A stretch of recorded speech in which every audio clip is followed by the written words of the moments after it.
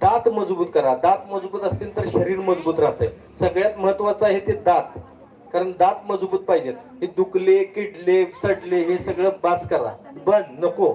पेरूचं पान घ्यायचं 1-2 आणि तांब्याभर पाण्यामध्ये टाकायचं, त्याच्यात 1-2 लवंग टाकायची आणि हे पाणी कडक उकळवायचं. वस्त्रगाळ करून घ्यायचं, तुरटीचे फेरे मारायचे त्याच्यात आणि ह्यानं आठवड्यातून एकदा तरी कमीत कमी खळखळ खळखळ करून चूळ भरायची.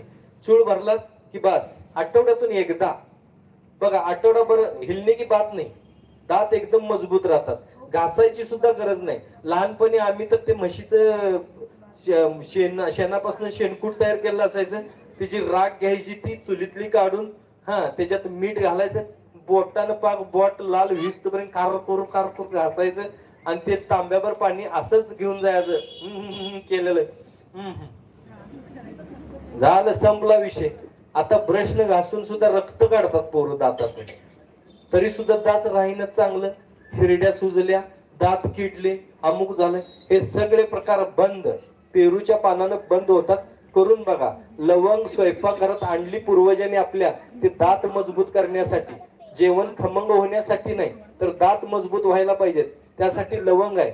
बदाम फूल माहिती आहे तुम्हाला? स्वयंपाकघरात बदाम फूल असतं बघा, याच्यात मसाल्यामध्ये. तर 2 बदाम फूल घ्यायचं, 1-1.5 ग्लास 2 ग्लास पाण्यामध्ये टाकायचं, आटवून 1 ग्लास करायचं, वस्त्रगाळ करायचं आणि हे प्यायचं. उष्णता कमी होते. लगेच बारीक व्हायला लागते. हे उष्णतेनं सगळं फुगलेलं असतंय अंग महिलांचं, तर ते कमी होते. आपण पण करायला हरकत नाही, शुगरच्या पेशंटनी हे करायला हरकत नाही.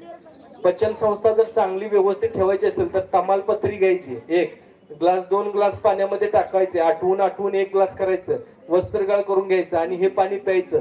पचन संस्था टोटल क्लिअर राहते याच्यातून, एकदम ओके. या गोष्टी करून बघा. तर अशा खूप साऱ्या गोष्टी आहेत ज्या आपण करू शकतो.